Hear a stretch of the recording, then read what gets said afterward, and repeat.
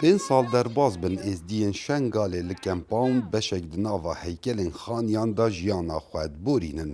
Sererayî dîrketin ji cih û waran û bêserûşînkirina hezaran kur û kiçan belê jiyan heriya berdewam e.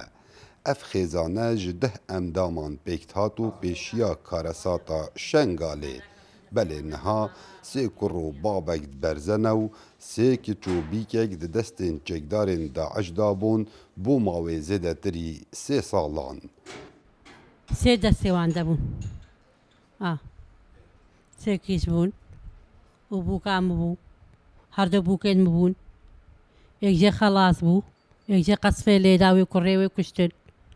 Qîça wê ya birêndam tişkîş qîçê nizanin. vegerandina maf Şingal bi zehmet kete gelekî. Lîen berî fermanê ez û bavê xwe birayê xwe aîla me hemin malê de ew em weka aîleka kamil.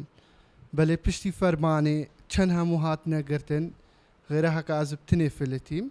Süheyla 18 sala û Şeyma 17 sala beriya 5 salan bibûne sebaya di destên çekdarên Daeş da û Şeyma zêdetirî 15 caran kirîn û firotin pê hatiye kirin lê Dêre Zorê û Reqqayê û Süheyla her wekî xwîşka xwe çendîn caran hatiye firotin û nokex û fêlî nîgarkêşiyê kiriye û dîmenên nexweş û yadgariyên digel her sê birakên xwe dikete wênek li ser tabloyekê. Ev lewhe ser birayê min re ye. Birayê min mizewicî bû. Yani ew teqrîben nebû 2 sala jî. Allahu alem nebû 2 sala jî û zewicî bû. Daeş hatin girtin. Çaxê Daeşim girtîn her duk jê qut kirin. Yani birayê min hem tiştekî jê nizanin. Nizanin nêsaxa neymêriye. خدي أبو محمد العدناني الشامي ديت السبياوي بوم صالكي أو الشيخكي معروف بو أو قلكي معروف بو بس طياري ليدا البردري حلب طياري ليدا عمر